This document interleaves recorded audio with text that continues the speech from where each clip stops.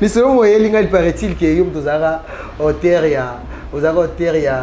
il y a crime yo bazotindo yo mutungu ba la kofi olo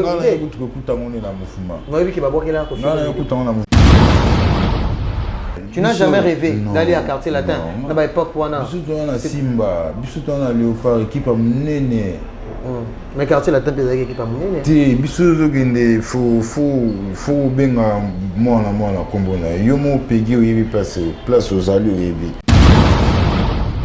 Non, et bon, ceux qui se posent tout le bien de l'autre côté, puis bah, ils Chamazulu, bah, tout le baba, tu vois, non?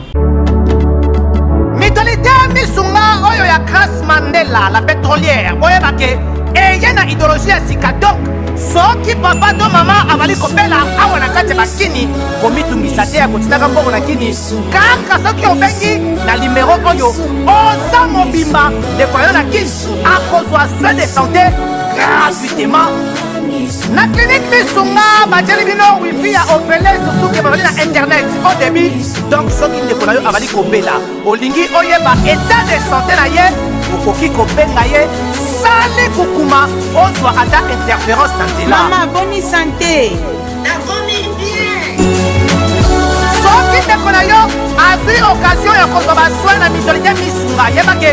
Kuna na tongo Oza Mobimba na petit déjeuner pe na pokwa yeba ke pas d'hiver ezali pe na pointe po okolia okondima te ke ozali na hôpital bazali na basale ya opération sans oublier test oculaire donc Oza Mobimba ke na mitole Misunga ekosalaki misu na yo ezonga lokola na commencement na clinique Misunga bazali pe na dentiste minu ekozonga tumu pia Misunga batretaka pe cataracte yeba ke okomona pepele ya mbetolo lokola kaka éclairage public ya New York. Misunga, ta santé, c'est gagné. Alors, la clinique Misunga, Oyo ya Grace Mandela, la pétrolière, est Kembe, ezali, ezate. Aujourd'hui, tout le bas, Papa Wemba, n'a rédi à Missi. Ba représentant Annie n'est pas dans Baza, source d'inspiration dans tout Baza, pe ba idole là. La musique. Bon, la question là, vous savez, Papa Wemba Aza unique. Papa Wemba Aza unique. Azaka Yemoko. Biso Zaiba na Misala.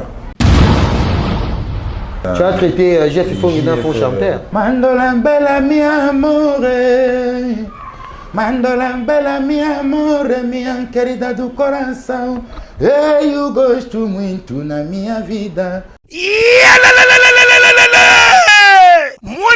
Mwana ya poto tala flotte ya kitoko oyo etie bakondition nyonso mpo na kopema na elengi nyonso yangoyo Flotte Hotel Joli Kabelo CPI cadre kitoko mpo na kopema awa soko ye oye kaka na bilamba na yo okokuta nyonso ezali tala bino moko bambetu ya nyekese cuisine na bachambre nyonso salon ya joli kitoko bongo kote ya batoilette enga ye awa ata mikate kwei okolia kitoko bazali na courant kitoko 24 heures sur 24 po bango bazali na départ unique batiela bino pe mobange na groupe électrogène awa ya tumupia maye bimaka tango nyonso na Flotte Hotel Joli Kabelo CPI bazali na mobange na parking pe sécurité ezali assuré ndimela ngai ke soki ozali kovanda na kati ya Flotte Hotel Joli Kabelo CPI bar oyo okoki kovanda no awa omelie loko nyonso yo kolinga kasi mpona bato ya lipanda bosana awa te Flotte Hotel Joli Kabelo CPI ezwami na avenue Bula numéro 115 quartier Adoula référence église Mangembo na commune Bandalungwa to pe okoki kobenga bango na numéro ya téléphone oyo 082 58 12 024 Oza Mobimba Eyokanie oui Tubundi trop hein.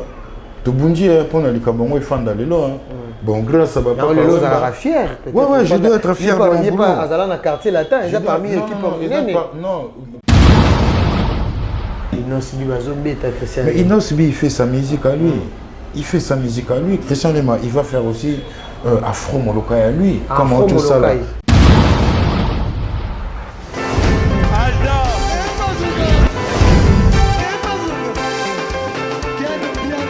Papson Makungi, au Monique Biana. Ailleurs, il y a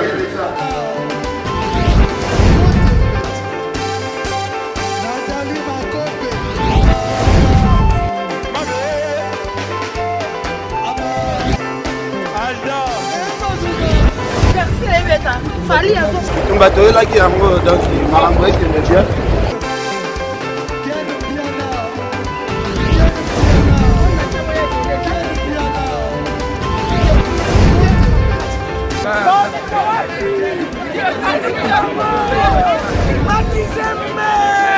Ah bon? Gideline mon conduit. Ouais. Ah, ouais. This is London. This is London City. Aïe, aïe, aïe, aïe, aïe. Ekoyine Mabe, le 14 août 2021, à chez Djonga Den à Paris, bonamo bangé na concert avec le grand artiste musicien Yenani, Redi Amisi Bailo Kanto, Bakise Lakaye, les bijoutiers de la musique congolaise et africaine. A cause de Sabino na Banzambo ya Kitoko, depuis Vive la musique. Titango la casa de Kanto, Bokozo ba rumba, ba mélodie, pe binomo boyebi, yena voix, asaka na kate, yenda zako tangi sa chant, ti lelo, mon côté akokani na ye. Boya koyoka la bonne musique. Awa chez Djonga de, oyo ezwami na 12e rue, puis Dixme, 94 310 Orly. Ye moko Bailo Kanto akozalawana, akosepelisa bino, boza koyoka musique, boza kolia, boza komele, pe boza kopina, na ndenge ya 2 fois te. Bailo Kanto a expliqué biso. Bonjour, c'est Redi Amissi, je vous invite le 14 août chez Djonga 2 à Orly.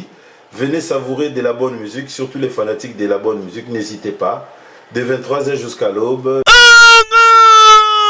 Oyoki, omoni, ondimi, kozanga te, kolinga kutu te, babe tololi solo pour le 14 août 2021 et kozala somo awa chez Djonga 2 na Paris. C'est naturel. Non, c'est trop fort. Merci. On est en direct de Fimboula Fimbou News. Un grand merci à l'équipe technique qui m'accompagne. Merci à mon réalisateur Dominique Moulumba Kankou avec ce beau plateau de Peggy Titan, le Parallelo, France 24, Bakisela New Time, il y a presse en ligne.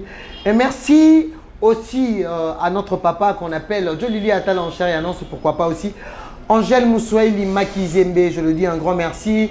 Coco Arafat Makizembe, un grand merci aussi à JP Bati qui, vérité, essayé Bana, Coco Bavarian de Trillion, un grand merci aussi à ma famille, hein, pourquoi pas, à Jérémy Massoudi, papa, Jaden Massoudi et Jima Massoudi, Kadet Kassala, maître Gaucha Dia depuis Paris. Je pense que ces derniers temps, d'abord, je profite aussi à présenter mes condoléances le plus attristées à la famille de notre papa qui vient nous quitter, Cardozo Mwamba Wankena, qui est plus avec nous. Donc je pense qu'il a laissé beaucoup d'enfants, toute sa famille. Peggy Titan, le Parallelo France 24 présente ses condoléances le plus attristé. Donc je serai là aujourd'hui, Peggy Titan, le Parallelo, par rapport aux informations. Je suis là pour communiquer et informer sur Fimboula Fimbou News. Peggy Titan étant que chroniqueur culturel aussi, qui fait aussi la fierté de tout le chroniqueur congolais sur YouTube, parce que je suis un YouTuber. Je reçois pour vous un artiste talentueux de mon pays, connu aussi. Il a marché avec Papa Wemba pendant plusieurs années. Je pense qu'aujourd'hui, il est ici à Kinshasa pour sa promotion, pour son nouvel opus. Peggy Titan va parler avec lui. Je profite aussi à dire merci à la maison RCA, donc Rêveur Sacré Agency de notre frère Yobabé Ngaraye Whisky Wushia. Donc, Marmino, c'était les clips au montage, au nini. Yagana Rêveur Sacré au Nango. Merci aussi à mon habilleur Fredor, Papa Frégis depuis Paris, qui me suit en scène, maman Batoutou, Peggy Titan. Sans plus tarder, je reçois pour vous aujourd'hui l'artiste talentueux Christian Lema, le cri-cri de Papa Wemba, le chouchou, grand chanteur de mon pays. Je suis avec lui dans mon plateau aujourd'hui. Mme Pauline Alumumba RDC Monde. Tout le Peggy Titan, le Parallelo, je pense que tu reçois vraiment un cœur ouvert na Christian Lema Lelo, parce que Parallelo, on a dit que vous êtes à Londres, vous êtes aux États-Unis, vous êtes partout. On est là pour vous communiquer, informer par rapport à ma sur actualité au Bisso. Vraiment, je dis aussi félicitations à Elmara le King Fally Ipupa, donc par rapport à la confirmation déjà de la maison Warner. Donc on est là pour communiquer. Déjà je suis avec Christian Lema, bien habillé, hein? Au Bandalou, Japon, qui papa. Ou la musique. La musique. Yeah. On aura fait un peu que non, t'appelles un musicien japonais. Ce qui va pêcher au Congo, tout va accorder ceux qui ont bien. Je suis à pas refuser. Ceux qui ont bien en japonais, tout va bien en marque, car on va aller là. Moi, je vais aimer, mais ceux qui ont bien en balade devant la main. Merci beaucoup, Christian Lema. Déjà, tu es devant ma fidèle internaute. Tu as un mot déjà pour commencer. Merci de nous avoir reçus sur vous. Donc, je pense que Badbazo Landabiso, déjà, un mot pour en tout cas, merci à trop. Balandi tout. Pour Badbazo Landabiso, déjà, Peggy Titan, France 24, pour pas dire ça moi solo. Merci, c'est grâce à Dieu et grâce à Nzambe. En tout cas, on a moins les lotos sur la Ditoko. C'est les cris des papas, les marins du village local et les gardiens du temple. Il est là. On va essayer un peu de discuter, de parler. Il en est où l'artiste? Ok, merci beaucoup. Christian Lema, comment tu as connu Papa Wemba? Parce que avant que tu intègres Viva la musique, déjà aux Akina un peu âge mais comment tu as connu Papa Wemba avant que tu sois son musicien? Bon, comme tout le monde, les artistes, Papa Wemba comme big star à Congo. Donc star à Mounene. Donc incomparable il est là. Déjà Papa Wemba.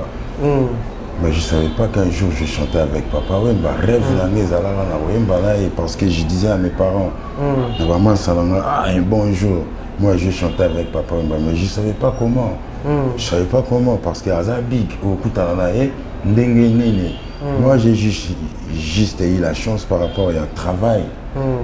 Travail à Bruxelles.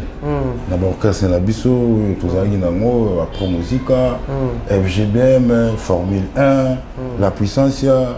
Donc tous les cas qui donc il y a un travail dans ça là-bas qui permettant que nous on a croisé Papa Wemba.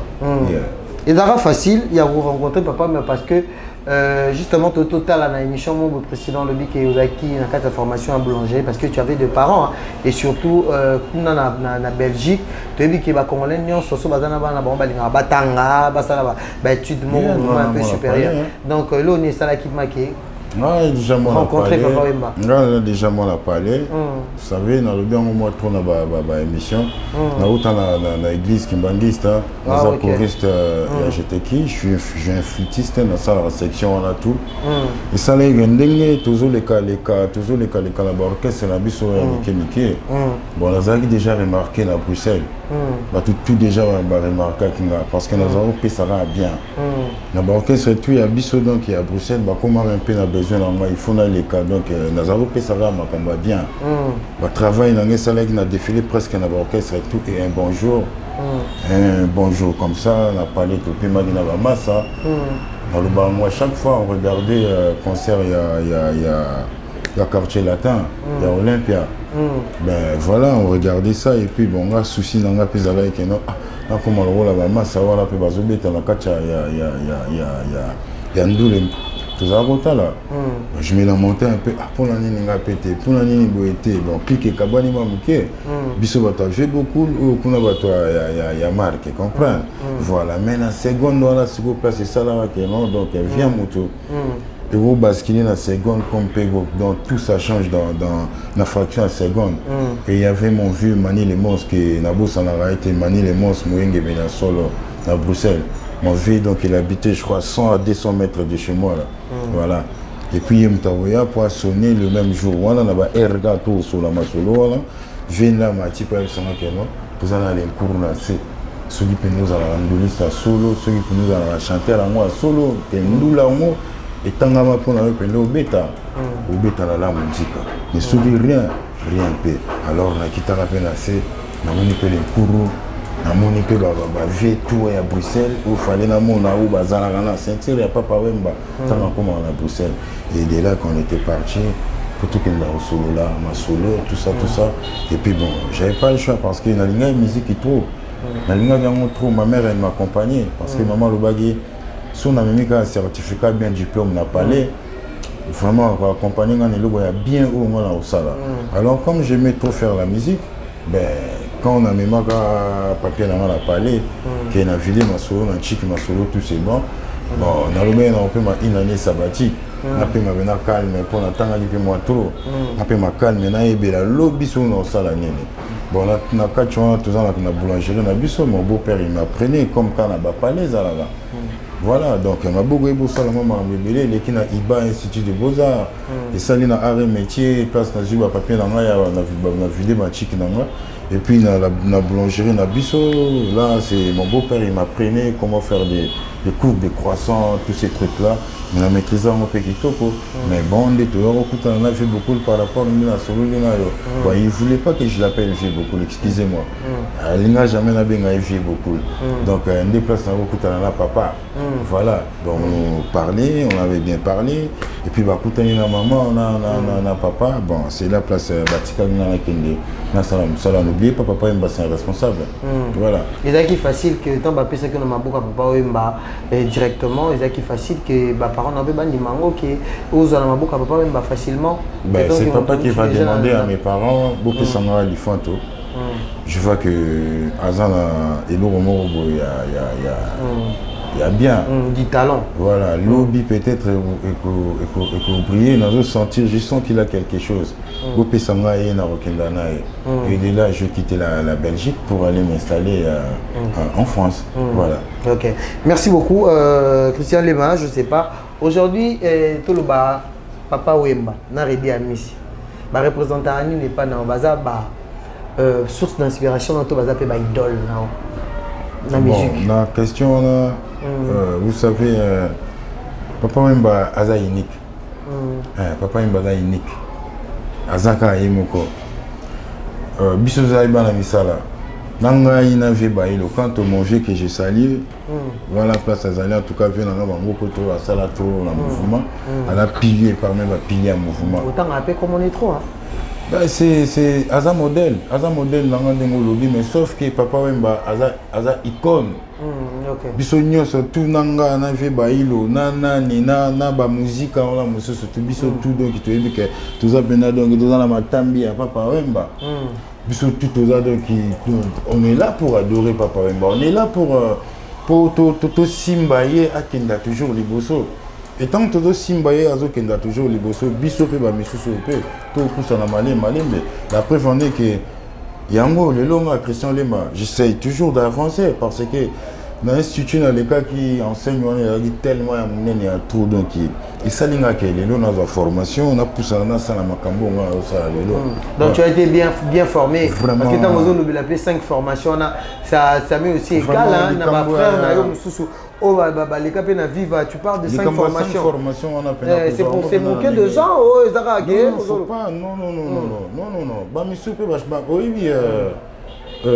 il y a des chanteurs qui habitent un orchestre, habitent un orchestre, habitent un orchestre. Il y a pigeon voyageur. Donc, j'ai formation en orchestre, j'ai formation en orchestre, j'ai formation. Ça lui a fait un peu comprendre, mix, nini, et ça lui peut tomber sous ma bien. Mais moi j'ai eu la chance, il y a aussi 5 formations. Dans le groupe Nanga. Sans mix. Sans mix. Dans le groupe Nanga, vous savez, et là on a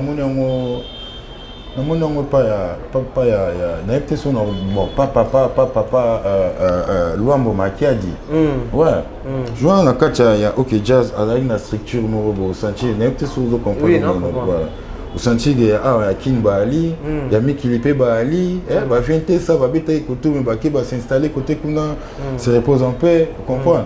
Va venir Johnski va bêter qui côté mais va s'installer côté kuna bon, ça va même idéologie à peu près mais sauf que papa Mbaye au décortiquant on a une façon de comprendre on a une pour la bête à la cour des grands avec mes vieux baïlo quand on le dit à Missi. Avec Gloria, les grands boules Koutou, Prou, Amen, qui est mon oncle direct. Tu savais aussi, c'est le roi. C'est parmi tes couleurs. Wana Badaba Nkale, Wana Badaba prêtre. Oui, c'est le roi. Mais donc, avant d'intégrer Vivre la musique, bon, tout le monde déjà va voir. Total film à la vie est belle, non? VCL le roi dans la carte. Tu vois, l'album le roi là, 10e commandement, VCL le roi signé, le roi Anit, Franck qui sait qu'il y a au marché, Mississippi, Bébélé, à Outaka la vie, voilà, vient la vie à Vivre la musique. Mais peut-être, bon, tant que nous sommes en attendant à trouver le canto vieux, on a participé. Ada parmi bato ba chakanga po ni tete amour ya Papa Wemba ami mangana kacha groupe wana na likopa o bango basalaka na ba vieux Gibanga na ba ya ikonola na ba vieux Sacrise à l'époque il y avait le vieux Bayard Dominique il y a le vieux Ibrahim Baganda na oncle Losiki à Maneno.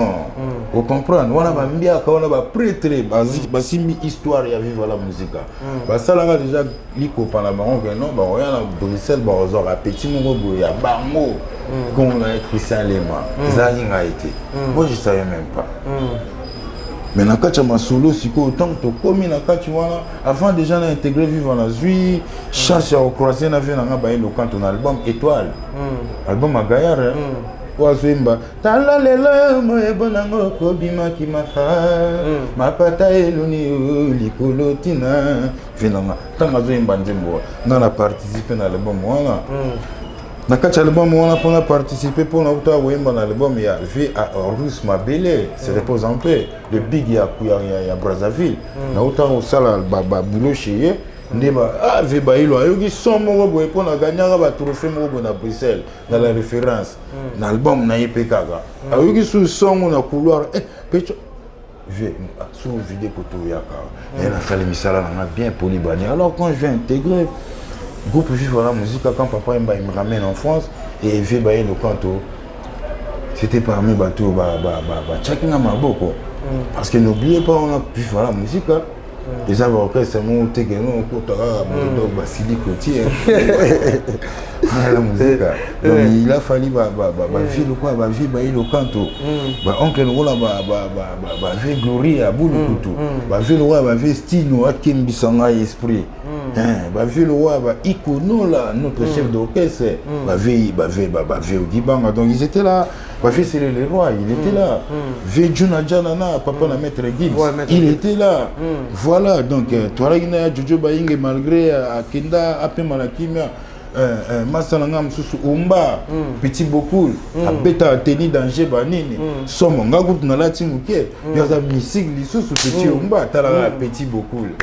Tout ça là, Ganabamo. Mais ce qu'on a catché l'issolu, c'est qu'il fait bailler l'oiseau que sa petite naïe. Pour que ça m'espace pour. Dans les camions, c'est un bon. Atayo, Peggy, so, Pessing espace.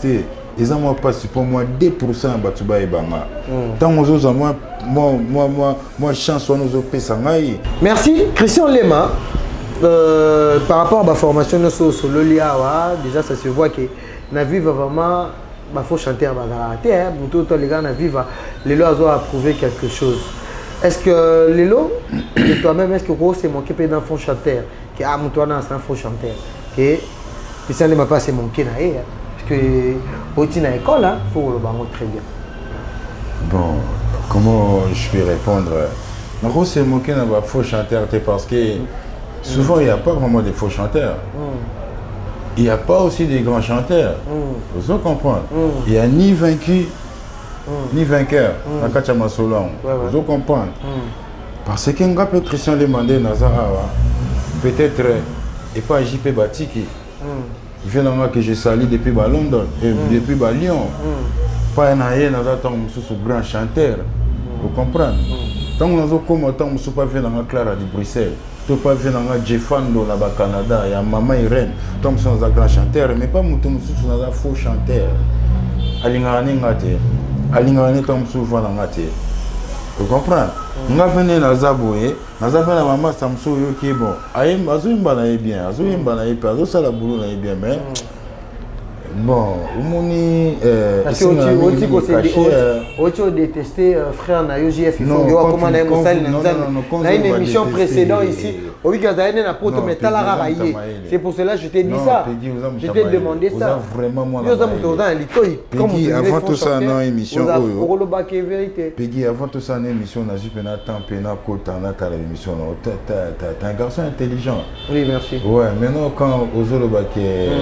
Tu as traité Jeff Ifongi d'un faux chanteur. Non, c'est pas de la sorte. Non, on a plein de questions où on a besoin de répondre. C'est ça que tout à rapoto. Yo yebi na kinya wawa. Yo yebi. Souvent, l'artiste est ami qui lit. Bazo zabango va aventurer. Tu bondis trop, hein. Tu bondis pour le kabongo et fan d'aller là. Bon, grâce à papa. Non, le lot sera fier. Ouais, je dois être fier de mon boulot. Pas à dans quartier latin, ils ont parmi l'équipe organienne. Non, kasi yo ozang sanga suna place ango. Non, na loba ki na ngama bete. Na loba ka ke, umoni eza mamba caché. Eza mamba caché, lo ba revient na na zonga toujours quand au bailo. Eza mamba plaque, identité plaque. Faut dans la plaque. Quand ça sonne, les gens savent que c'est lui là. Mandola bella mia amore. Mandola bella mia amore, mia querida do coração. Ei, eu gosto muito na minha vida, chocho boquito. Ei, eu gosto muito na minha vida, Juju ya mwanga. Peggy nanga, Peggy. Donc on est là, caché mon boyo que tu as la bibliothèque musicale. Les solos etikala parce que vive la musique. Et chef Atika n'a empreinte vocale moi peut-être par là il est aux il n'est pas parmi les grands. Il faut chanter. Non, voilà oncle. Tout côté la polémique voilà oncle. C'est mon grand frère. Ami à oncle Eric Lemangila, ami à Barem Setaï, ami à y a César Loboko, ami à JDT Moulopo et à Savané de Picho, mais sauf que mon quand tu es à Kinshasa, il fallait vraiment se défendre. Oui. Mon netinga bon avoir une chance na beta na vivre la musique. Na koka ipe kobima kimpoa kaka marque wana. Na koka bima peka marque wana donc net peka il y a quand ça guinée mais non, j'avais eu la chance de croiser un mec comme Al Pacino. Papa Wemba sali biso danger, mais dans la coulisse il y avait des gens comme Al Pacino. Comprends? Donc il a fallu toujours que bosser. Abetanga bakuwa Al Pacino. Bah démarche faut beaucoup matipa kokomoya. En tout cas, c'est des trucs qu'il faut reconnaître. Alors moi mon qui on a salaki. Moi mon qui on a salaki yango zo sala ngalelo ke nazala. O salaki telobi bon le récolter nini ya. J'avais pas dit en mal. C'est mon oncle JF Ifongi que j'aime beaucoup déjà. Ou tout de suite tu enterras déjà ma solo déjà c'est rien ça. Parlons de la voix. Lelo, tu es convaincu que ta voix est dans la bibliothèque à musique à Congo. Mais il faut ça parce que tu petit album à miner quand même na vivre la musique. Na vivre la musique, j'ai eu à faire combien des albums. Attends, j'ai attaqué un album local à Étoile déjà. Ils ont vivre la musique. J'ai fait Étoile. J'ai fait intégration. Il y a Modogo Gianfranco Ferré. Il y a Vienanga Papa Nairobi. Et puis je vais faire, comment ça s'appelle, Kayafa, il y avait Timololo. Après on va commencer avec Fulangenge. On va enchaîner à la Haine. On va attaquer quel album encore Bakala Yakuba, 100% Star. On va le remixer encore, 100% Star. Et puis on va attaquer quel album encore je crois Somoto. Somoto. C'est là qu'on va arrêter papa. Voilà, avec l'album Somoto. Et puis on va attaquer encore quel album Christian Lewata participer, franchement. Après l'album Somoto, on va attaquer l'album Kunzilele. Hein? Après Kunzilele, bon, c'est là maintenant, sur place, j'ai commencé à échanger moi d'aimer. Parce que comme dans Kurusiko, il y a mon local. Papa Wemba, il commence un peu à me ramener de l'autre côté. Là, quand on goûtait un peu, Babylon, on va faire Bagoutaga, on a dit, ah, mon dans la rande, la musique, on est à marande. C'est là, place, comme on goûtait, moi, Babylon, on n'a pas enregistré l'album de mon local avec Papa Wemba, mais tout petit va concert belé dans mon local. On a déjà fait plus de 9 concerts. Plus de 9 concerts, il y a Minene. Il y a Minene, il y a Minene. Oui, ils avaient il y a Kafu, il y a GT, il y a Christian Lema. Si on a le banana, parce que nous avons enseigné à Mounene, nous avons Papa Wemba. Et puis c'est un mec, c'est un bonhomme, c'est un big, il faut le respecter. Quand Bissoto au solo, le solo est toujours dans les parce que regarde comment il nous a. On peut regretter parce que la course à musique à Congo, il faut regretter. C'est les Morozala, les Lobainos, Bibazo, Beta, Babina, Filé, Koutou. Yom, t'as aussi l'école. Non. Tu regrettes de rien vraiment. Il y a moi ici au pays qui chasse moi Noki Noki, qui m'a kanda. Il y a ma petite naona, tu te reviens rapide. Pour dire regretter, quand tu regrettes, ça veut dire que vous avez la haine. Vous savez, vous regrettez par rapport à quoi? Là on a vu vraiment, tout le monde a été jeté de monde, ça a honneur. Il y a papa, on peut voir un peu petit Neymar, au moins Zobunda, Yopo Bunda. Mais au moins qu'il nous a dit non. Oui, oui. Tu es un peu quoi. Mais les autres, c'est comme si papa n'avait pas une école. Il essaye un peu de faire un peu de son mieux. On a reçu peut-être dans la famille, ça toujours baninga. Vous comprenez? Parce que on a des écoles à mener. Vous peut-être un petit aux ans. Vous comprenez? Il y a des aux ans, des tous ans, vous avez connecteur à mener. Surtout vous avez un bambou à la route. Comprendre? Quand vous avez un la beauté. Bao misu baza kuna donc écoute nous on a évité ba ça na ba rien. Mais baza côté kuna bazo côté ça peut ba jouer belé. Mais total il vient à payer total il m'a belé pour c'est pour te dire quoi. Vous on tous en la formation. Mais père Kenda mais peut-être mutako croire na ba banana ye o ya tiki na simata musu baza. Alors c'est pour cela cri de papa il s'est décidé de prendre un peu le devant. Parce que nous sommes capables. Parce que bango peut au bazo réussir. Basimbi et le baravien nangai Yagi Guy la Roche na Maroc na pesio na Jani Mbote. Oh le basimba pe soutane. Il a hésité pour ba commander ba aller. Et ça un travail monter comme ça qui bango bongo. Peut-être il n'a pas temps parce que l'homme il doit se décider qu'est-ce qu'il va faire. Il faut qu'on ait comment ça s'appelle, comment dire, à côté on a Bill na Mogoboye. Pour me carousser sur la paix près, demain il va faire quoi? Mbang ça la bien. Quand il y a qui ça ils ont dit qu'on a collègue l'autre collègue malgré qu'il est petit frère. Ils n'ont subi qu'il y a un fondation en bas. Il va falloir bazo régner ba faire. Pourquoi pas ngater Christian Lema. Chacun il fait de son mieux. Chacun il fait de son mieux. Na autre chose tout à l'heure. Dans ma solo, on sentir que non, il y a. Donc, il n'y a ni vaincu ni vainqueur. Vous comprenez? Tout toi, Christian Lema, il ne parle pas trop. Christian Lema, il sort ici, on le monde. Au Robin Gata, JP Batik, Christian Lema, ça à Lyon. Avant, tant que je ne suis pas quelqu'un qui parle trop. Au Robin à Istanbul, au Robin à Bambo, qui est belé, oh, parce que nous avons un côté de tout satisfaire ka ba Congo ba na Canada te ba Congolais ba na Londres te ou ba tom sous na Paris te na Bruxelles te na ni. Moi je vais là où bato bazo bossa la moi mingi. J'étais le premier Congolais à mettre les pieds na Istanbul. Malgré que tu as mon petit canal de musique. Non, la musique, on ne peut pas laisser la musique. La musique, on a beau tamer l'amour. Tu as habité au talent. Non, musique, on a beau tamer l'amour. Musique, on a beau tamer l'amour. Donc, il y a 4 pays à Makila. Mais vous savez, il y a un Mboka qui s'appelle Europe. L'Europe, ce n'est pas Kinshasa. L'Europe, ce n'est pas l'Afrique. Les gens ont une organisation qui est aussi longtemps que nous, on a eu un orchestre qui est pour nous la poto. Moi, je suis recruté là-bas pour aller à Kinshasa. Donc il y a un peu de normes pour Fofanda. Ici, des fois, on ne paye pas les impôts à Kinshasa. Là-bas, il faut payer les impôts. Alors, quand on va arrêter un big papa comme Papa Wemba, donc Christelle m'a pas tenu, stop, moi, ok. Parce que papa, il n'est pas là. Papa, il n'est pas là. Qu'est-ce que tu vas faire? Il faut solo là, solo là. JP Makaya vient à Londres, il y a bijou de beau là à Londres, Makizembe, Angèle Swahili, ils ont des nini. Pour Koto, ça m'a fait vivre. Ben, nous avons fait normalement qu'elle a parlé. 3-4 mois, au Fandi, les tabous raisonnés. Et quand on m'a filmé, vous en avez une tendance. Et ça, là, ma solo, nango, tu mis Walter. Ma vocal peut cartonner, album peut cartonner, nango. Artiste a pémaka. Artiste a tika raté, a pémaka. Mais quand il va les prendre, voilà, et puis, n'a pas moyen, peut-être que j'avais pas les moyens. Na koutani dans l'album, il est temps que j'ai travaillé dur. Oh, bêta les solos nango te. Au Sangisa Bafse Léo, Sangisa Badebele. C'est comme si après la mort de Papa Wemba, Christian Lema s'est découragé peut-être de la musique. Hein. Non, comment ça? Non, parce qu'avant Papa Wemba, Christian Lema, il faisait déjà de la musique. Oui. Par contre, après la mort de Papa Wemba, dans des personnes qui sont la niaque d'Alger, on a continué la musique. Parce que chez nous, comme vous avez dit tout à l'heure, il n'y a personne.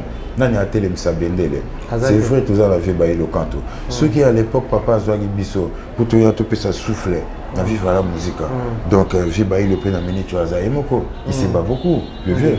Il faut petit Naïmo, parler, beaucoup. Voilà.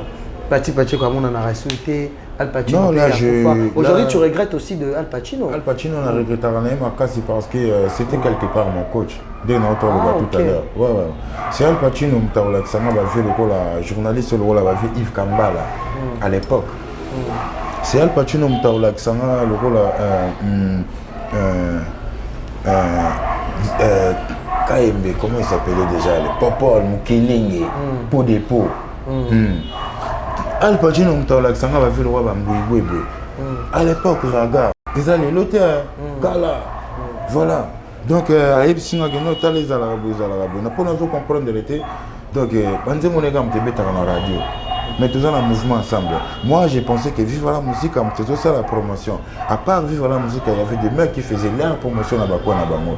Ils allaient voir Al Pacino. Il m'a vraiment formé dans la rue parce que ceux qui Al Pacino, ils allaient les mais c'est Dieu qui donne, c'est lui qui répond.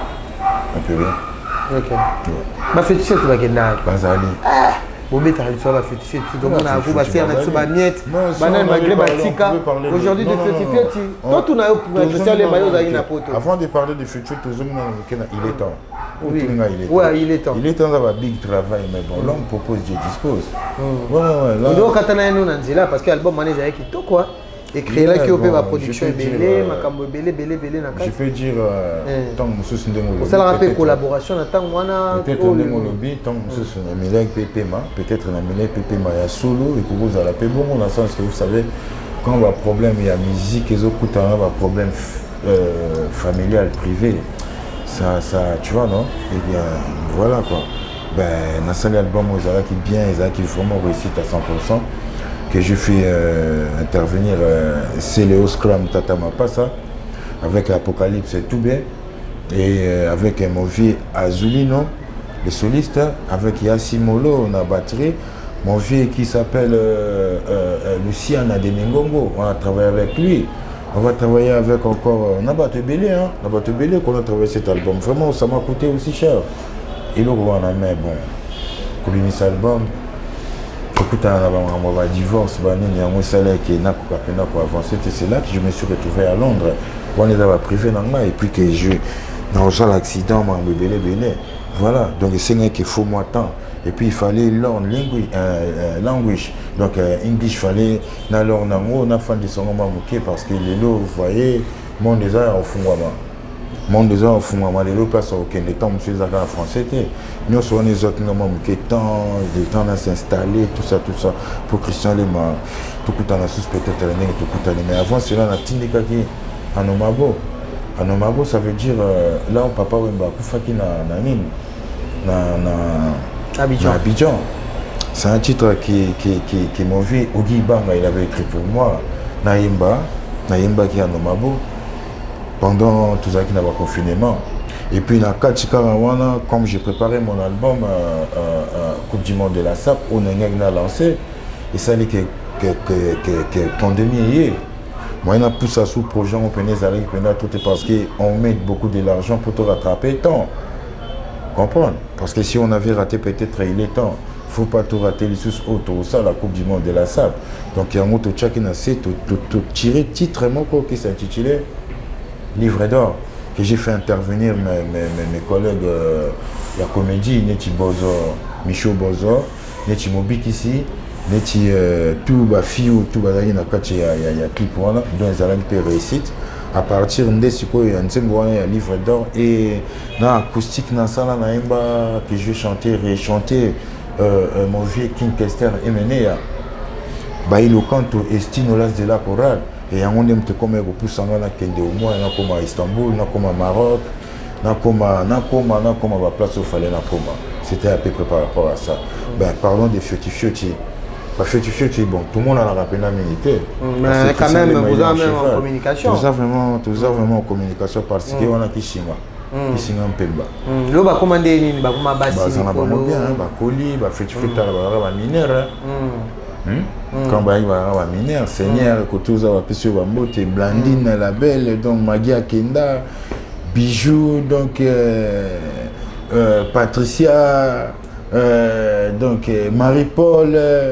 Donc basé belé basé peine belé quoi basé na bango bien ça là foyer na bango ça là vie na bango de lo basé na bango kimia trop parler peut tuer yi ça là musala époque na bango ba mona ke koka kinango yango bazo ça là vie na bango tout ça na bango de temps en temps ma téléphone sama ezandeni on peut savoir un peu bambote on peut savoir bambote autant avec ba komo na bango parce que nga sina bossa na pesi bango ya bambote déjà Anya Star petit na to croisaki na aéroport na Dubaï croisaki na Dubaï to yo croisaki lisusu na Istanbul lisusu petit na na yembi ke yepa aza bien yepa bala na Lyon petit na bijou yepa bala na yaza na foyer na kitoko en tout cas ba salam yango ya na Fort Tambanga ya na Chico na yebi ke na suna Patricia Muswamba Patricia azo sala rôle ya Jibe Mpiana na Ndula Zenith voilà ya Jili Mulanga ya yo pe ya moyo ya Jili mango koto ya za kini te bango tu bana nord tous les petits na biso bana nord Marie-Paul donc bango tu bana Mikili ya yoyo na pesi bambote petit na nga Didi Kinwani donc azo sala rôle wana na bango tout na bango bien na pesi bango tout bambote et puis na père na bango asala ken feti bazala asala epe ke biso tutozala po to bina ne to banda bina wana to kucha esprit nde to banda kucha simba simba wana non lambio ndokandombe chelanga Lambert papa Asido basala yango. OK. Merci beaucoup Christian Lema. Lelo tous à la vraiment un peu calme moi bref parce que émission zo ke kitoko na okasa batutu bazolanda biso. Est-ce que Ozaki, tu as connu Koffi Olomide, vous avez une relation même il y a pire vie, puis petit naïpe, vous avez une relation comme un artiste, big artiste congolais. Je connais juste comme ça. Et puis je connais le grand là par rapport qu'il a chanté avec Papa Wemba. Donc extraordinaire. Papa Wemba, c'est là que je connais les vieux même. Avoir une relation vraiment, il y a Boyata, assez atteint. Non, franchement, non, je ne l'ai jamais fréquenté. C'est vraiment Rumeur et Bima, quartier latin, tu étais sollicité. Mais je pense que la musique à Makila. Tu n'as jamais rêvé d'aller à quartier latin. Dans l'époque, on a Simba, on a Léopard, équipe à Mnene. Mais quartier latin, tu as équipe à Mnene. Il faut bien moi la combona. Yomo Peggy ou place aux allures. Il ne faut pas comparer quartier latin à Viva la musique. C'est vrai, ça la coopération mais il ne faut pas comparer quartier latin avec Viva la musique. Parce qu'il n'y a qu'un seul père qui est notre père, qui était Papa Wemba. Yemtasali di Gabon na sotamukie. Fallait rêver Papa Wemba pour ça la makambo fallait ça là. Alors faut pas comparer on a ôté, c'était biba la musique à Papa Wemba. Babisobe o Papa Wemba katisi babisobe o biso totoza ki chance na série na biso to koma kinae et belé ba comité. Et ba koma répéter. Merci beaucoup. Fiston Lema, parlant de acoustique Betamana à Paris, ma place, mon présence dans vraiment remarquable. C'était facile, Papa Wemba, qui donnait la charge. Puis en plus, au joyeux Pérol Momakassia, il y a interprété Koffi Olomide. Est-ce que c'était facile d'abord le spectacle acoustique? C'est lui qui était l'entraîneur. Il est un bétager. Les années tu yom tous dans la question. Yom tous bétager. Yom tous yebi. Nous allons rendre lycée on a été pour que tu dois tina te goûter. Mais tu on dirait na qu'il nous a yom tous calculer tout. Ngala yeki na ngaka salam sala. excuse, il y avait aussi d'autres qui faisaient mieux que moi. Vous voyez? Ouais. Mais la vision, il y a l'encourou. La vision à Papa Wemba. Ben, pour nous, il y a que non, ceux qui les font, toi, la télé, et vous allez bien. Il n'y avait pas que seulement moi. Il n'y avait pas que moi. Il y avait l'autre là, Pims, Lomena. Papa, parce qu'il y a un bébé, tout le monde m'a dit il y a choix, tant que vous avez découvert, il y a une vie, au Japon, vous avez choisi. Tant que vous choisir un album, que non, tu fous là, on a une chance d'avoir une phrase. On a libérateur, on a Papa Wemba. Ils ont choix, ils ont bon, ils appellent un Nzembo Moussous qui est choué, Nzembo Bawembango, na Al Pacino, na Pompom, qui est un tel. Ton Nzembo là, on avait Gloria, on avait. Ils avaient choix, c'est lui le maître, c'était lui. Alors, le roi d'Agima est sur la big on a au Tchabaguette, n'a pas boé, ce qui peut tuer, on a couvrir le bien. Comme je dis, Naïbi a un bon deuxième. Ouais. Naïbi a un bon deuxième, mais Naïbi que Papa Wemba va choisir, pour Naïba. Parce que tout ça, il va deuxième belé. Mais il y a un fallait n'habiter ma boko. Donc, na CP là, ma casse trop. Parce que au Moniba zone, on a un match à bon, c'était pas. Il y a un salon, on a mindélé na mindélé. Nous là, on a 14h. Non. Tu bandi balance na 14h. Tu vas dans 17h, tu vas dans 19h moins.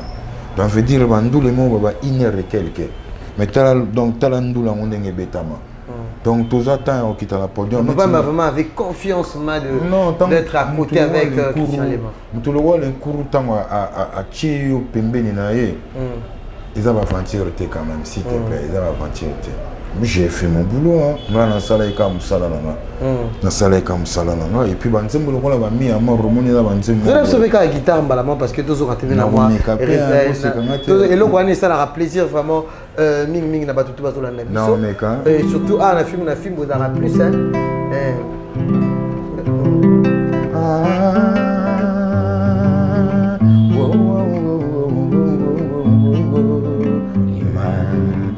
Bandaki na miso monoko ekozwarele zoto mobimba ekoti motambo naboye commentaire mara santima elodi yango moko ekumbanga pekie losambo na ngai se moko zamba zongisa mokolo liwa na ngai simba natika kozwa tan ya kosimba na maboko bolo yakela yango na forme ya moto elodi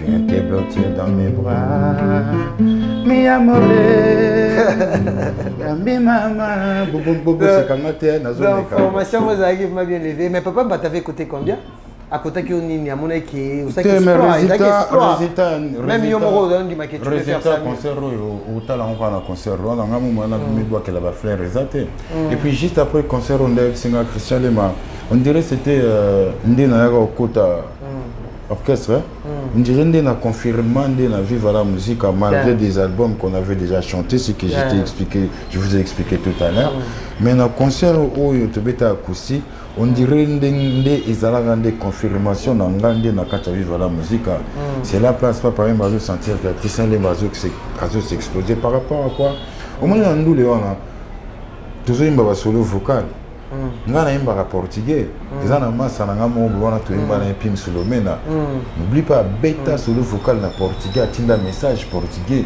na portugais et répondre au salapé ngana beta na portugais na beta ba latin na beta mo bandenge mo mais salike na préparer solo vocal wana na portugais mais to comment na ndou les massa changer ba donner beta solo vocal na portugais message de l'équipe publique est rebissé encore parce qu'il y a une deuxième fois ils allaient deux fois mais si vous faut ya si vous liboso faut longola si vous et loko wana ou effacer un mot mais allaient deux fois na bula la fin na somo dolce parabolique awa bisoto konzemba tozali bongo bana Papa Wemba bisoto betande mindula solo mabina telo yembo Papa Wemba lobaka bandeko toute arme forgée contre nous toute arme forgée contre nous sera sans effet toute arme forgée contre nous Papa Wemba sera sans effet ça les téléma ça les ganga soko tala ngo sur na YouTube aussi chance na biloko mindele bazoi ba biso na Congo ba tela biso chance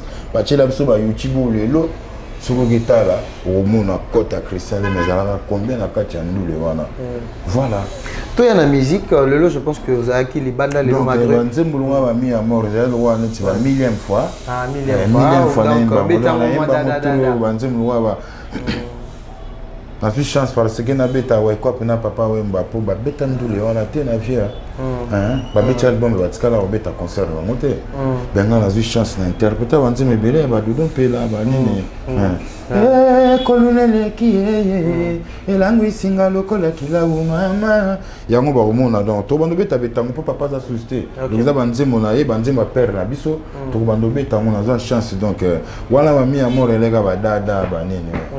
Merci beaucoup. Tout solo la car lisolo siko nakata musique par rapport à moi réalité et le Christian Lema tu dis que yo po ozaï li banda moi trop pe ba bien encore naturaliser belge malgré mikolo be mamba congolité ana on to ta ngo sima pona yo pe ka repé cette catégorie d'artistes musiciens congolais oazo teka mingi oazo talema mingi na oyo azo linga mingi d'abord to banda d'abord artiste o na minute so oazo teka mingi na snap parce que affaire à snap ngo to kota na mozindo na yo so beta musolo par rapport à l'actualité ben na ba congolais tout ninga na ba congolais oazo teka mingi ba congolais basé belé bazo teka mais si on va parler pas seulement de Kinshasa, on va parler de l'international. Oui. Ben, Songa Nazoui va Congolais, on va dire je vais dire Maître Gims.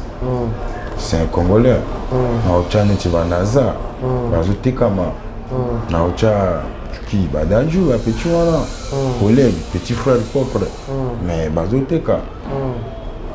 Après, on a évité. Basé Belé, monsieur peut trouver ba comboté, mais sur le petit internet, tu comprends, tu vas platine d'or, Belé, Zali. Bazo Teka. Tu vois, on a évité. On a mingi na shoyoti. On a évité né na mona mingi parce que à chaque page dans le fond là, on écoute on entend sur El Mara. El Mara, fallait couper aigle. Mais dans ce monde en tout cas, bien bon, bazota là et toi, bazota là vraiment trop. Bazota là trop. Nani les sous bazota là trop. Chétan pas bazota là trop. Ouais. Bien. Petit frère propre les sous inosbi azuta la matro vaina yo na coin salino le côté bongo bapé azuta la matro ignorance gaz mawete azuta la mapetro ouais bazuta la matro ebele bazuta la matro hein ebele bazuta la kutala bazuta la manabango bazuta la parce que on dirait maintenant la musique n'est plus là de combiner les sons d'une manière agréable aux yeux. Ndenge toyebeli ba Mozart ba bunda ba bitumba o ya ba bundela ngo po basala ba do re mi fa sol la si wana ba nini des fois te bitumba danger poti ba lenkuru ba ya ba fanta masolongo penda ba grand prêtre Jaco ba nini ba fanta masolongo comment mais apparemment aujourd'hui la musique et l'art de visionner les plans ou des vues d'une manière agréable aux yeux comme les autres font, comme les Yongololo, ils font, les autres. Vous comprenez? Pour nous voter la toile, bazota la matro. Mais pour nous voyer comme bon, nazo kanze mo ezobeta trop. Nazo kanze mo ezobeta trop. So na peme na pale na ngo beta la trop. Ya nada. Nada. Ya nada. Na tuna ibe bisinga nzemo boya asala comédie. Nani pede nada. Nzembo na yemo boyi nazo bosa na kutu ndenge zoemba. Yindi nazo kapena ke zuara bu na yoka ngo ebetaka. Mais sinon bon, sinon na ndenge nanga na yoka nanga nyoso. Moi Christian Lema tout mais na ndenge na busa musique moi sondage te kuna ndeni bon selon moi ndenge na pesi planification. OK, parlons maintenant de l'actualité. La maison Warner Music, oui bien c'est en France, c'est en Paris et tu quoi annoncé confirmation il y a disque d'or certifié artiste Fally Ipupa au bas tu confirmant d'ici là et vous à la remise. Est-ce qu'il y a l'autre rôle des artistes congolais au bas paiement disque d'or certifié Fally Ipupa ne peut pas être le premier à le recevoir? Ben je sais pas dans contexte on a moyen de répondre pendant ndenge on a peine exact parce que nous avons donné tout est dans maboko c'est que on s'est déjà par rapport à quoi ils allaient drapeau à Congo Ils ont drapeau à Congo, ils ont flotté sur quelque part. Ils ont en berne. En berne, ça veut dire drapeau. Et quoi, mais quand le drapeau n'a vu ça Congo, ils ont payé pas quelque part. Et que l'un de nos soldats a remporté quelque part, ben moi je dois être, comment ça s'appelle, content. Donc c'était une fierté du pays. Ils ont fierté à Congo, ils ont fierté à la musique n'a vu ça Congo. Donc, parce que s'ils n'étaient pas là à l'heure qu'il est, dans la place où il y avait des étrangers, peut-être des points. Alors quand les gars ils se battent comme ça et que les lots ceux qui ont vraiment on a et puis on a que les fleurs. Elmar en tout cas, vraiment félicitations, big up, donc voilà. Ok. Et là on est au Ellipson à plateau, tout le monde depuis au Kinshasa. Plusieurs fois chez Papa Wemba. Tout le monde a image auto-tigélé sous market, Yama Soso. D'abord, caméraman, on a Robin de l'Abson, ma bangao. Il a été Christian Lemasso au Simba. C'est ma bangao. Donc, c'est juste des pierres. T'as peur. Ce sont des pierres. C'est juste des pierres. C'est ma bangao. C'est juste des pierres. Ça, souvent, ça fait quand la Kenda Ota la papa.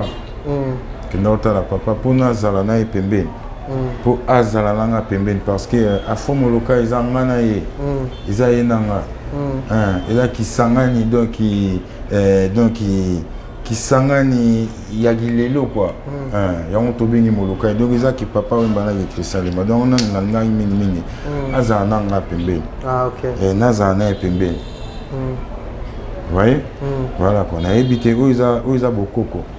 Tout quand on a profondément, tu es ma cambo na solana. Ils ont la ligne ka azala na pembe. Au côté qui t'as le lieu normal, sauf que décision de tu es vingana yo, que il a fallu que le gouvernement me hommes en charge. Que ça la mausolée, tout ça, c'est ça que j'avais pas trouvé. Sinon ils ont demandé les alaka, donc gapé na ça qui par tous les na moi petit moyen dans la zaki parce que je vois Papa Wemba na kenati que là c'est des na ma soso ayo gapé na ba masa na on appelle ba ali ayo na ba nkale na ba strefos ni cause na ba fikula mambo ayo wana bango ayo kana ba mère wana ba mari misamu ayo wana bango la vers les muloto ndé na profiter ki na baluka na tala ba veki inquesteur na pesa bango mbote na mona ba ve tabulay na mona ba ve lutumba na mona ba ve ba grand prêtre na tout parce que bazaka balabala moko bon grâce à Kinshasa Bopeto yango salé que donc ba image est circulé donc on avait nettoyé, mais les autres ont boulot et les cours il va bien, il se repose en paix, il est calme. Donc on les a chargés, il y a où les alliés l'État, je crois l'État, parce qu'il y a un monument, toi tu vas faire Christian Lema, il va faire Vibaïl, il va faire non, ils ont la rang a été. Ils ont que non, donc tomba chili, papa le monde bali bende nae, tomba chili papa chichili bende nae, comprends? Il y a papa et papa dans l'ibende donc voilà quoi on est dans l'état mais sinon ça s'est bien passé tout solo lina bango tout solo li tout passé une demi-journée wana solo litoko na zone pena moloka ina pesi rapport au papa maman soso na pesi rapport au papa ya ba grand ou ba na mikili ba viogi banga ba ya sacré zaza donc bango no surtout ba vie Ibrahim Baganda Igibanda les parisiens les garçons mystérieux Gabi Libaba Mandolina ba Alain Foucault, l'homme en crocodile, Diego Musique, il y a des Napoli Limpemba. Donc Richard Luco qui n'a pas si bon rapport, que t'as l'équipe, c'est bon, donc là on peut maintenant évoluer. Donc disque donc il y a 12h01 minute. Donc il a fallu comment on avant. A ticket la bango, bah yo comme solo la bango, et puis on a continué. C'était pas mal. Bonne numéro Amazon, si bon moi. Moi je sais pas, na mon année non na mamité. Mais là, ça va commencer un peu à faire comme, je sais pas, habitude de me relier dans le coma, ceux qui ont l'équipe d'émission, il faut battre dans le retour dans sous mon Amazon, ou sous sa libre. Attends, voilà la maman, voilà la mamie. Quand on parle de Papa Wemba, il faut que mon mamie pembe. Il ne faut pas qu'on ramener dans la place, on a pas de baroïne à maï. Nazar, on a bon côté. Comprends? botika otunanga boluka botunanga ba question wana que non est-ce que vous allez répondre au nini donc on va répondre pour vérité après comment économie mamie c'est ma maman mamie aza moi c'est papa Wemba alors quand Christian Lema il respecte papa Wemba obligé il doit respecter directement notre mère qui est mamie mère Amazon la question c'est que tout n'a été parce que dans un village biso toi bien tant sous temps hein tant qu'à tom se permettre tena makambo on a ça là peut-être na moni mamité tom sous mami pe na makambo ça là peut-être à 8 ans ou bien à moi na Christian le matin mais nous on est bien moi je suis de l'oboué par rapport à il y a pas tout en até boutika makambo boutika pardon s'il vous plaît mamie bisous mamie là où vous êtes là bisous Christian le matin vous savez mamie vous savez bisous mamie présence dans la Kinshasa ya pour nani Ozobanga, tout y a qui a au moins en retard. Est-ce que le lot on peut donner la place aussi à Christian Lema? Mais il faut que ça ait chance. Pourquoi pas que ça ait chance? Peut-être on dit des secteurs, on dirait vous avez qui n'a pas mais les lots on dit aux zombies beaucoup déjà baninga va avancer. Peut-être tu es un musicien congolais. Non, parce que de l'autre côté aussi il vient pour apprendre. Boya rakuna pour besoin camarade. Boya rakuna pour besoin Oso maman trépied, oso maman micro. Ngapi nazo mwa guitare, nazo mwa baguette, na kulisa mayele. Na ina yaka awa na putwe. Kokolisa bongo nanga kozwa mayele kozonga mboka. Comprends? Ibele kasikati autre chose, elle m'a autre chose à disque d'or. Si c'était pas na Europe, vous en montez. Na Afrique awa. Ndimwaka. Avec il fallait la vérité naya to lo bagene. Non, c'est toi, nazo lo baka ba parole bisinga. Moi je te dis tout à l'heure si c'est confirmé, si c'est certifié comme vous m'avez dit. Moi je vais acclamer mon pote. Pourquoi nous allons jalousie? Comprends? Mais sauf que Europe on a mtizo sala ke batu bazala. Europe mtizo sala ke voilà. Et puis moi je suis un garçon qui a habité là-bas, qui a grandi là-bas. Vous comprenez?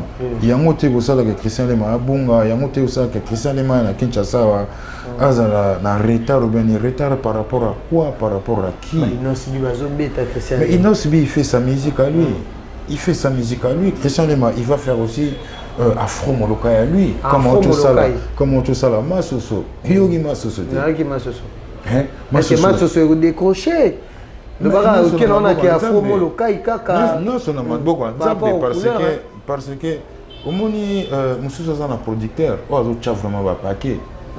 On a somba na télévision. Pour artiste comme un number one. Vous savez Christian Lema qui n'est vraiment pas à pas. Dans ma case au kaka ya Nzambe. J'ai pas vraiment autant Moussou Warner musique on a eu Tindi au Tuninga. J'ai pas tant Moussou si Chondo to Didi Kinwani. Nazana tant Moussou na pomba moto azana simalanga. Mais j'ai des gars comme Tonton Promo TV. À Londres, vous comprenez? Donc, Azam Mounen est trop. Azam maison, le est JNS, comprendre? Production. Gisèle Ntika Maman est reçue dans le son bout. Nazam Banaïlis, Nazam Kinshasa Makambo. Namoke Obiso Tozozoa, Bazo Sala qui est artiste à Nabango, Akende Liboso. Ben, on fait par tous les moyens pour enregistrer dans le studio. Voilà, tout ça là. Comment tu as réussi d'abord? Il y a Kocha Banderole, il y a Masoso. Tara na période de la pandémie. Non, ils ont quand même ça là. Les Arabes, Gentini, Mobile, plus parce que tout le monde a chaque banderole. Non, vous savez quand il y a Kin Bopet. Non, vous savez quand vous citez les noms des big messieurs. Donc le premier monsieur, il y avait la Kinshasa. Gentini Mobile.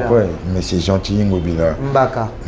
Donc j'ai pas eu le temps de voir les big messieurs.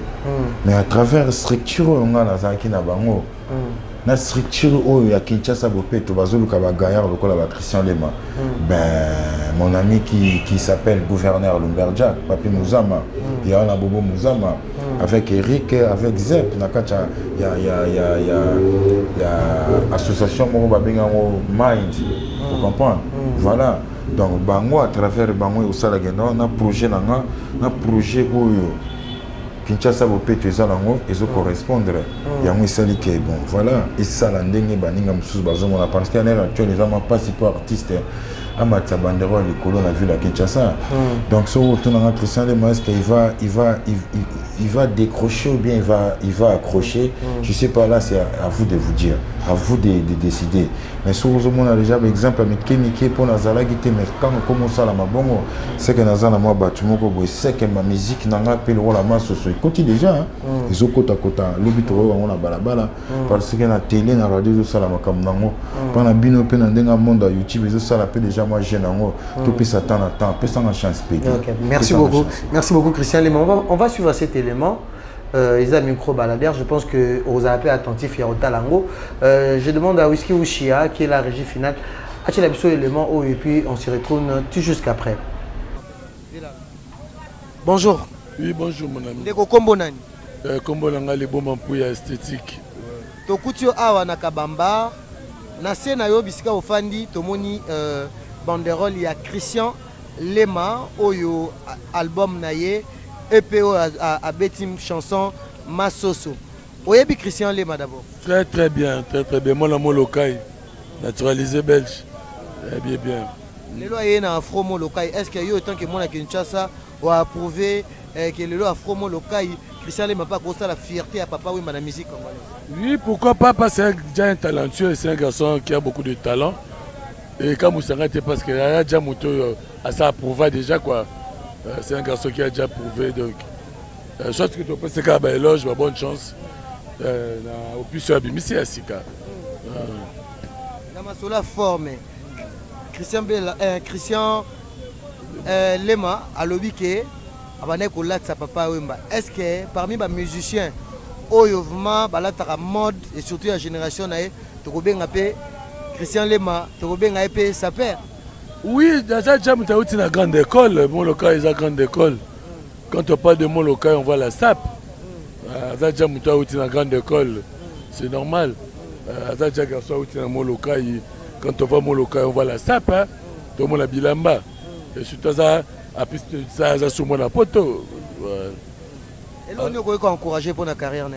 Oui, surtout. Et là, on a et puis, on souhaitait déjà premièrement bonne chance. Deuxièmement, Andy m'a rappelé moi ma reproche sur le moni mabé quelconque soit dans le travail, ni reproche ni ma amélioration du travail.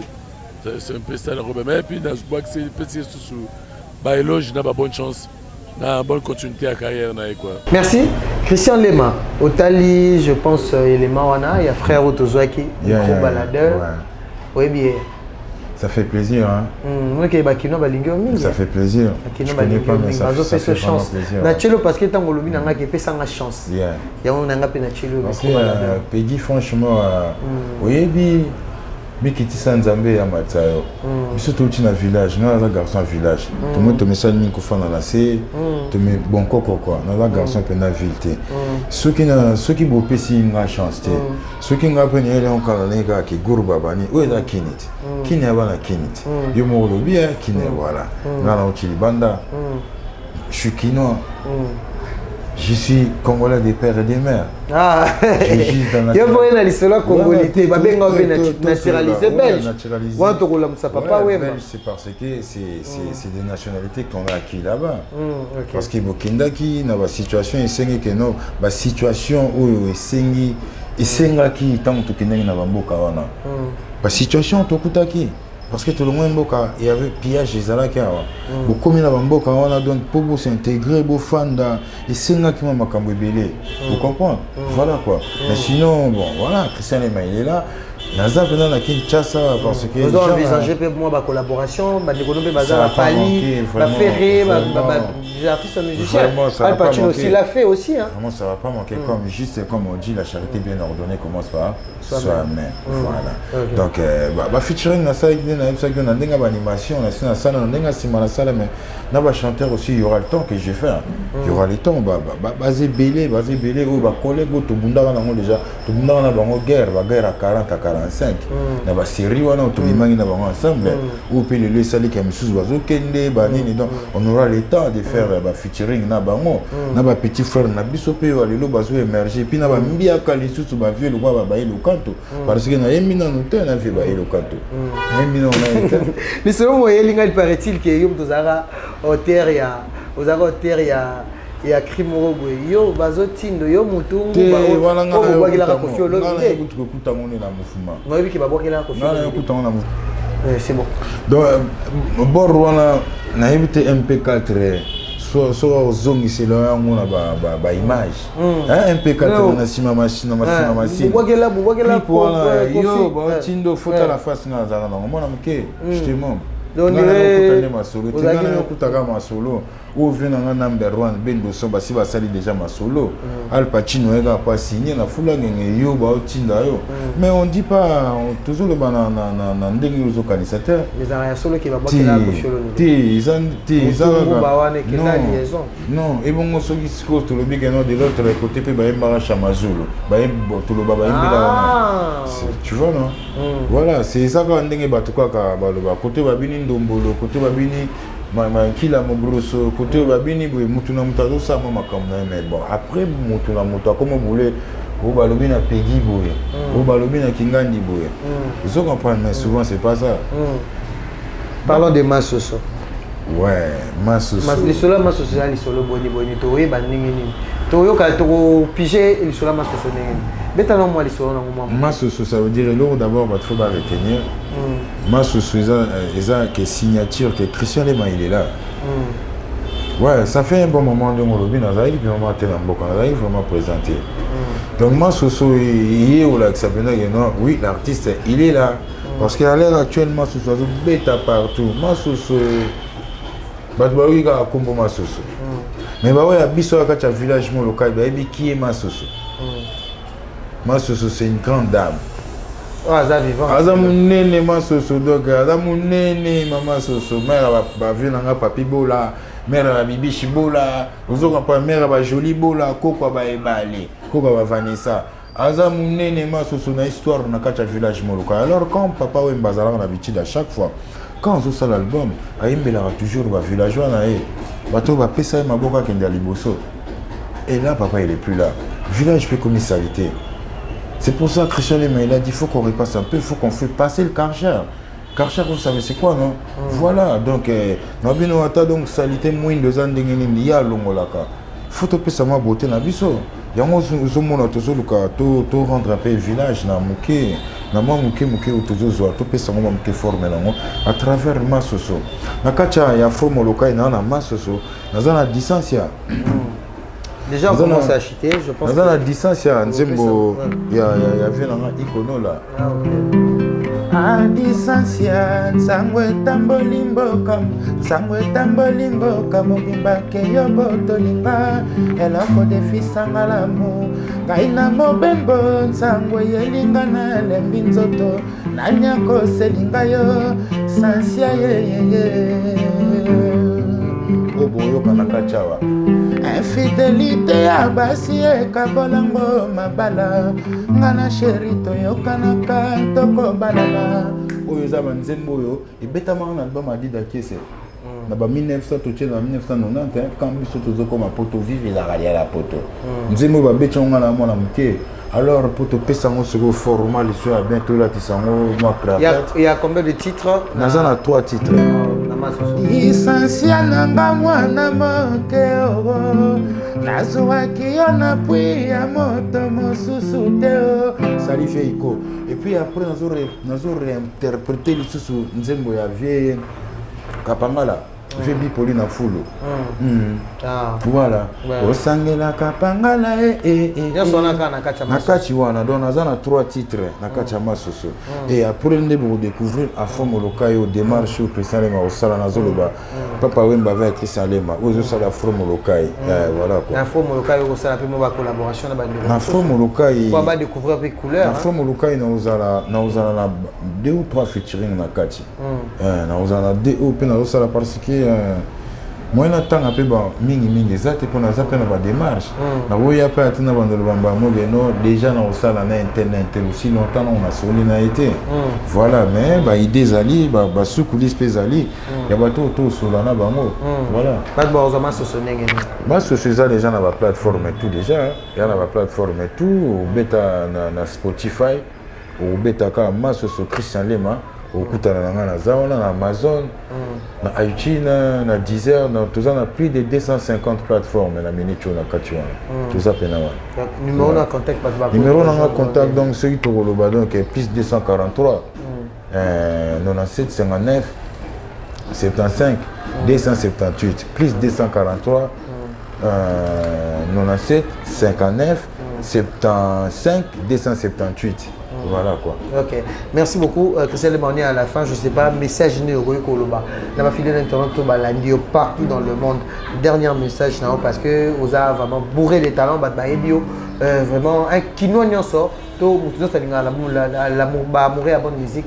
Baïbi qui voit déjà Christian Lemani. C'est un petit message. Bon mot qu'on est dans le bon parce que nos clients comme qu'on a souka parce que la précipitation ordre mondial ndiro ba changer makambo na makamba corona monde des ana ndenge na ngomo ko nire botambola alors tout le monde mingi esprit mabe tous à la bon moko plus tous à la bon moko plus to kendali boso c'est vrai ben individualité zali makambo belé on a solo là que ça soit côté ba pasteur que ça soit côté musique que ça soit la politique parce qu'il est temps de faire passer les karcher moto na motesi kazali abongisa habiter là vous comprendre et ce vous comprendre là on a zone ngala loba alors mutuna secteur wa azali ameko bongisa papa ba ti lu kwebo yawe ya ngoyo bazo gbagbote vient nga constant au mari yawe ya ngoyo en tout cas vient nga papi musongi prix Nobel donc en tout cas vraiment rip voilà grand prêtre babenga kenan voilà donc voilà grand prêtre na yebi ke mutaoza la piste sous na ba souci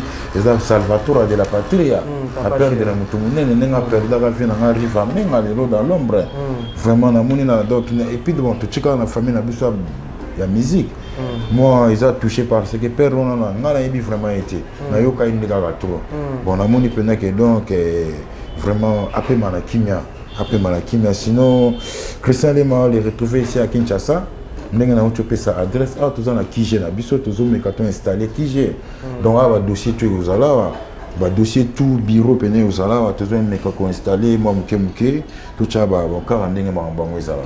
Pour Christian Lemani a mes capé lobby azala ba oyaye ba collaborateur oya au sala boya parce que nous sommes un peu big par rapport à la musique. Vous pétant au coup t'as été na pesi na Neymar moi na suka papa Neymar on se coach avec lui au téléphone. Na pesi wa salam parce que c'est le seul petit oyo azobunda de l'autre côté avec petit nanga wa dire fumo.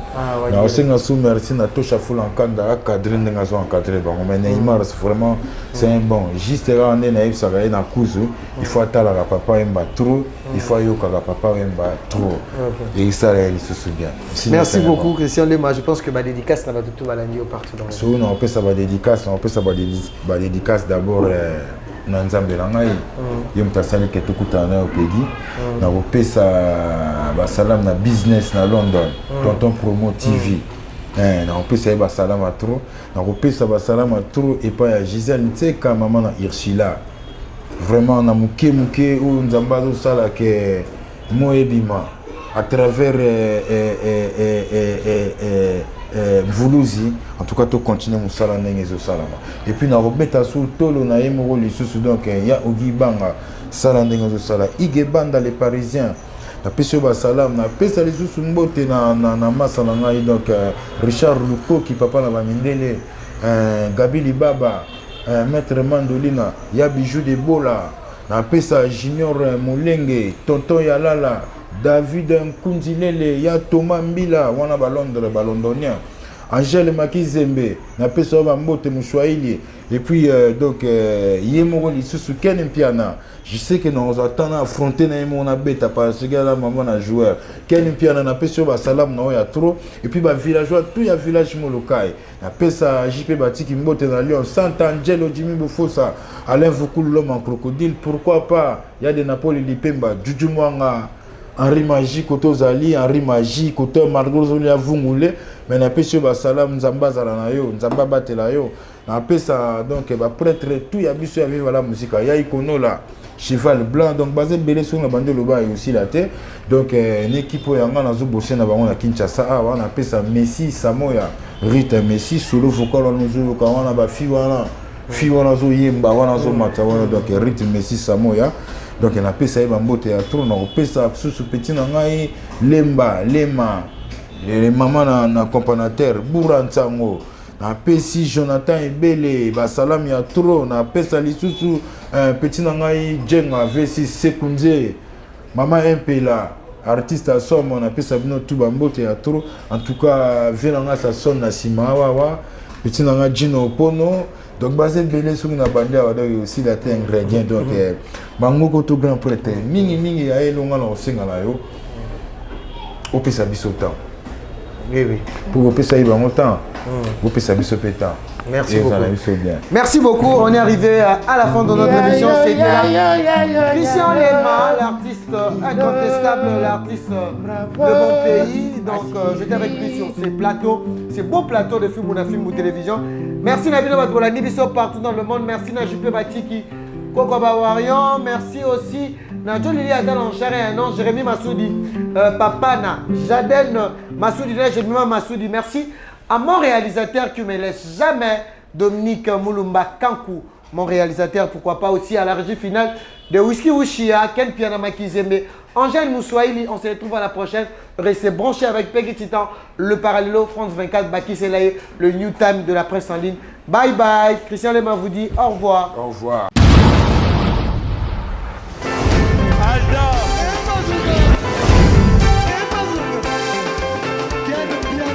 Papson Makungi, au Monique Piana. Ailleurs, il y a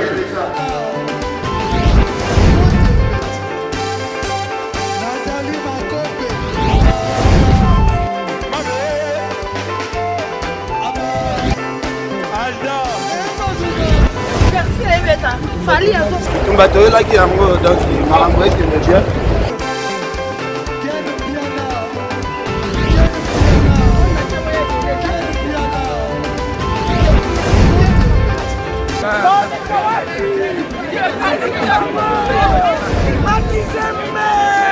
Ah bon? J'ai des lignes mon conduit. This is London. This is London City.